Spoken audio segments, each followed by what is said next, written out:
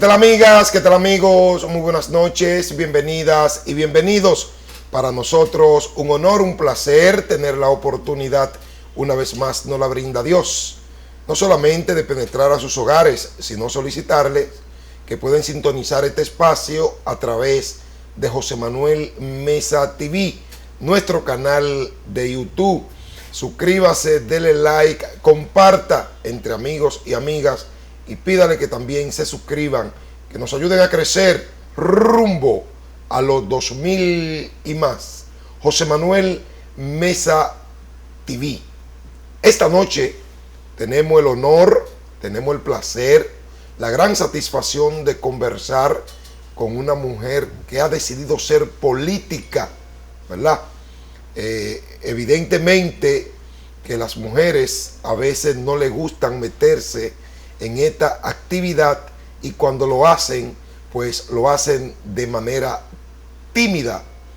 Pues Lisa Mabel Collado ha decidido hacerlo pues de manera activa y con ella vamos a conversar.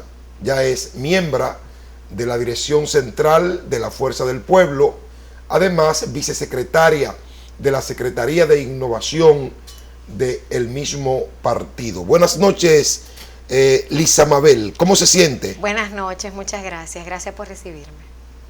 Qué bueno. ¿Quién es Lisa Mabel? ¿Dónde nace? ¿Dónde estudió? ¿De dónde viene? Bueno, Lisa Mabel es una muchachita de campo, del Cibao, de ahí son mis padres. Me formé en Los Trinitarios, mi barrio querido, del que ya no vivo ahí, pero no he perdido la conexión con esa base social. Me formé en diferentes casas de estudio aquí en Santo Domingo. ¿Pero el Cibao de dónde? Quédese en el Cibao, por favor. Santiago y Bonao. Entre Santiago y Bonao. Fundamentalmente, sí. ¿Y estudió en un liceo o en un colegio? No, en un colegio. En un colegio aquí en Santo Domingo. No, y allá ¿o usted vino niña aquí? Sí. Muy pequeñita. Sí, sí. O sea que los recuerdos que tiene de allá son... Aquí hizo la primaria y la secundaria. Correcto, yo soy campitaleña, como dicen. Ah, ok. Correcto. Entonces, ¿estudió dónde aquí? Aquí, bueno, en el Instituto Dionaris Elizabeth, luego en la Universidad APEC. No me vaya para la universidad todavía. Sí. Quédese en el instituto. Sí. ¿Usted hizo la primaria y la secundaria? La primaria y la secundaria. Ok. Esa fue mi única casa de formación desde el inicio, desde el 84 hasta el 98 que salí. Perfecto. ¿Tiene algún recuerdo de esa primaria y de esa secundaria? Esa juventud fue muy inquieta, esa parte nuestra, porque desde el colegio nosotros nos involucramos en todas las actividades deportivas, fundamos el Teatro Experimental, el TEXIDE, también participamos en la Liga de Voleibol, o sea que yo siempre tuve como una iniciativa. Fue una estudiante activa. Sí. ¿Cuántos hermanos son ustedes? Somos 5. ¿De padre y madre? Sí, señor. ¿La relación con sus hermanos cómo es? Muy buena. ¿Algún recuerdo de su padre que le haya motivado y de su madre? Bueno, de mi padre, yo puedo decir que si hoy, y mis amigos cercanos, la gente que me conoce con cercanía lo sabe, de papi, de don Galán, como le decían allá en Los Trinitarios, falleció hace 9 años. Yo tengo el amor por los libros, por la lectura. Papi hacía una dinámica con nosotros que yo siempre recuerdo, y es que los viernes nosotros teníamos que socializar un libro que se nos entregaba para cada viernes. Y nosotros no podíamos mentir porque ya papi lo había leído. Sí, entonces en la noche, cerca de las 8 o 9 de la noche, nosotros hacíamos como esa tertulia entre nosotros. Esa peña familiar. Sí, esa peña familiar. Intercambio de cultura. Correcto, y eso es algo que yo siempre recuerdo de mi papá. No, pero qué recuerdo más hermoso. Y que he tratado de multiplicarlo con mis hijas. ¿Usted lo hace con sus hijas? Sí. Excelente. En la medida que puedo, claro. ¿Y de su madre? Mami vive todavía, vive en Los Trinitarios, que es mi barrio. Mami fue, desde que nosotros nacimos se dedicó, o sea, renunció al trabajo, se dedicó a las labores de crianza de nosotros, de educarnos, de formarnos. Es una doña, no porque yo lo diga, sino porque así ella se lo ganó. En nuestro sector es muy querida, siempre estuvo muy vinculada a la parte de la iglesia, en el sector Los Trinitarios. Qué bueno. Sí. ¿En qué universidad usted estudia y qué estudió? Yo estudié en la Universidad CAPEC, Administración. Administración. Sí, estudié en el Instituto Dominicano de Periodismo. Luego hice varias especializaciones. Pero usted es periodista. Sí, además. Estudió en el IDP. Sí. Yo estudié en el IDP. De la vieja escuela. Sí, estudié en el IDP. Sí. Así es. Allí estuvimos con el profesor Darío Cuba. También con el profesor Adriano de la Cruz. Adriano de la Cruz. Luego, en el 2006, cuando yo egresé, me quedé impartiendo docencia 2 años. Allá en el IDP, sí. Cuando las docencias eran regulares los sábados, pues yo tenía la responsabilidad de impartir las materias de Historia del Periodismo Universal y Prensa 1. Qué bueno. Sí. ¿Algún recuerdo de un maestro, de una maestra en las aulas universitarias? En el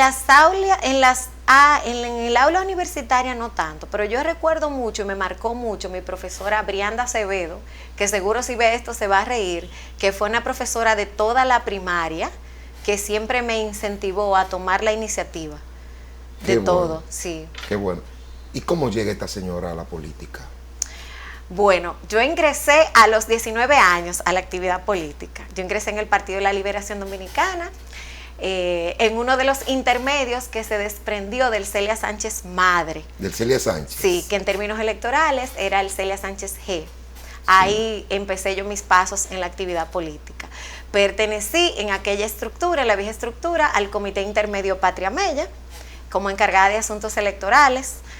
Básicamente mi formación en el camino político estuvo vinculada a la parte electoral, todavía lo está, pero ya no tanto. Y bueno, como miembro de presidenta de comité de base, pero siempre trabajando en el equipo del presidente Fernández. Luego escalamos un poquito más y nos integramos a la estructura nacional electoral. Tuve la oportunidad en los últimos procesos de ser la coordinadora técnico-electoral de la región sur del equipo del presidente Fernández.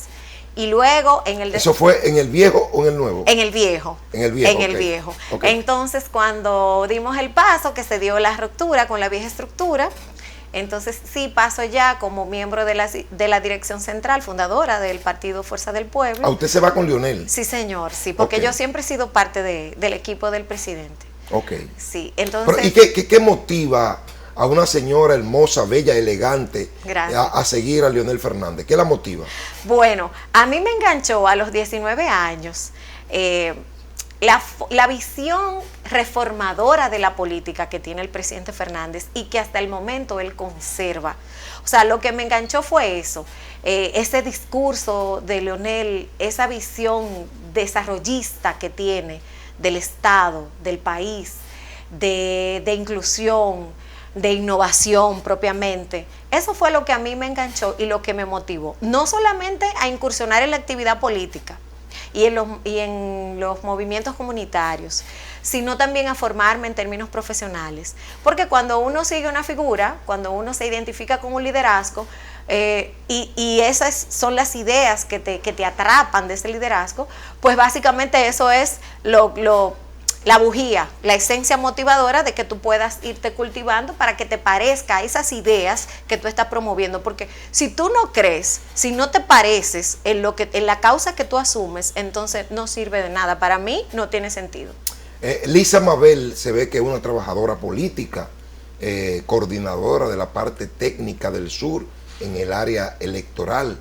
Siempre ha trabajado en esa área, que es una de las áreas más difíciles en política, es trabajar la parte electoral, porque ahí no hay vacaciones, ahí hay que trabajar siempre.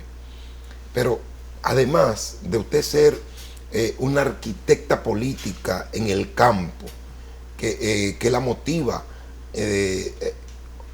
o que le inyectan a Lisa Mabel para decir, no, yo tengo que hacer algo más, ahora voy a los medios a defender la idea en la que yo creo? ¿Qué la motiva de venir a los medios a defender la candidatura de Leonel? Bien, lo que sucede es esto. El Partido Fuerza del Pueblo está encaminado al fortalecimiento de su identidad partidaria. La gente todavía, y la oposición política hace provecho de eso, entiende de que nosotros somos una copia de la vieja estructura.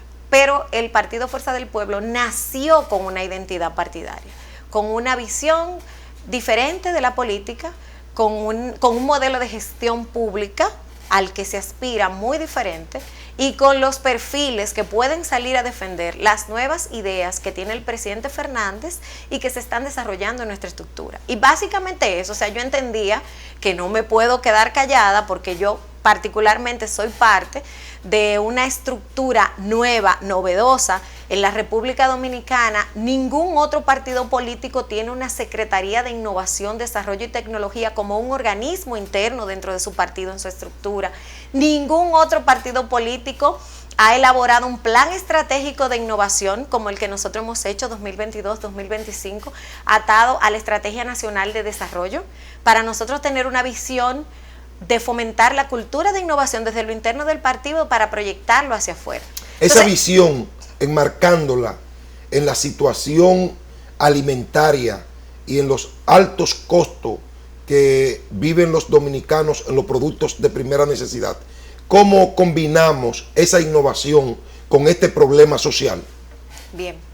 Lo primero es que nosotros desarrollamos un plan en donde se contemplan como agenda temática los temas nacionales, los que inciden o marcan en los hallazgos, en las encuestas que se hacen, y nosotros ver de qué manera podemos ir levantando mesas de trabajo co-creadas con la sociedad que se puedan traducir en políticas públicas y que puedan responder ante las situaciones sociales que acontecen, que aunque en el caso del tema de las alzas de los precios, que no es más que producto de la inflación, que importada o no, por una falta evidente de planificación del gobierno, esto se ha extendido, ha tenido como un impacto mayor del que se había previsto y del que otros países tuvieron las previsiones para lograrlo.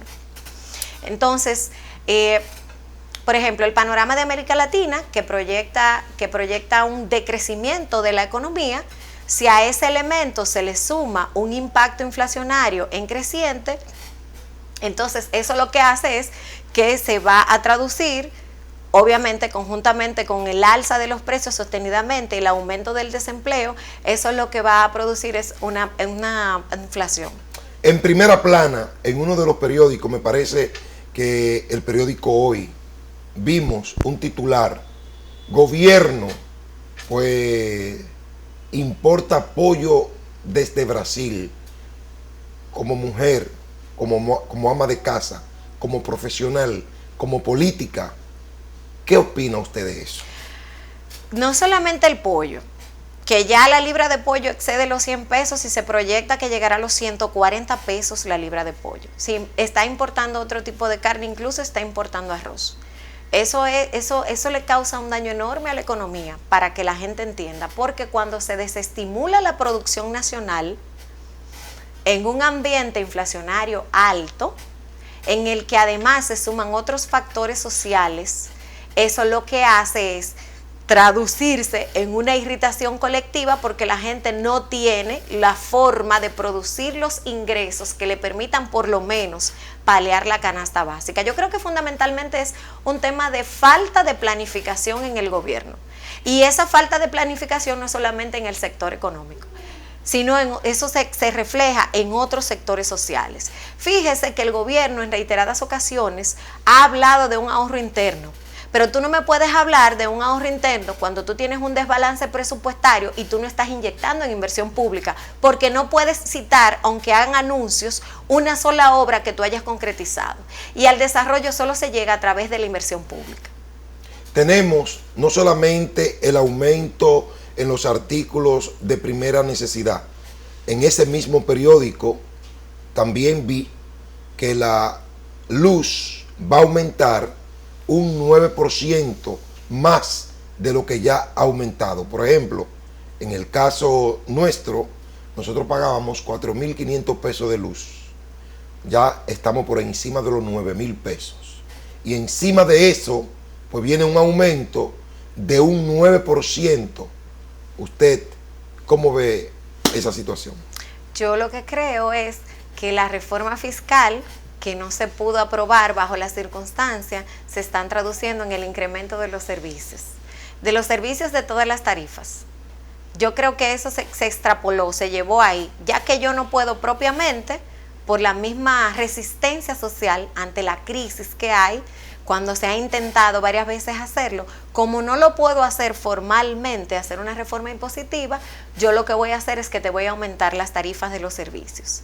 Y eso va a tener sus consecuencias sociales, aunque el gobierno diga que está asumiendo alguna parte del subsidio. Porque el problema es que aquí hay un tema de comunicación, de información.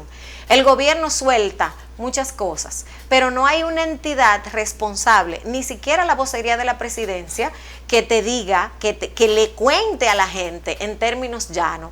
Se va a tomar tal medida, pero para paliar el subsidio va a ser de tanto. O te dé cifras, o te explique. Simplemente hay temas sueltos, hay muchas promesas, pero no hay soluciones para las problemáticas sociales. Y yo creo que eso va a tener una consecuencia, no solamente en términos sociales, de facturación, sino en términos políticos también. Lisa, ¿qué le parece si vamos a una pausa y enseguida retornamos tierno y contundente? ¿Cómo no? Entonces pausamos y ya regresamos.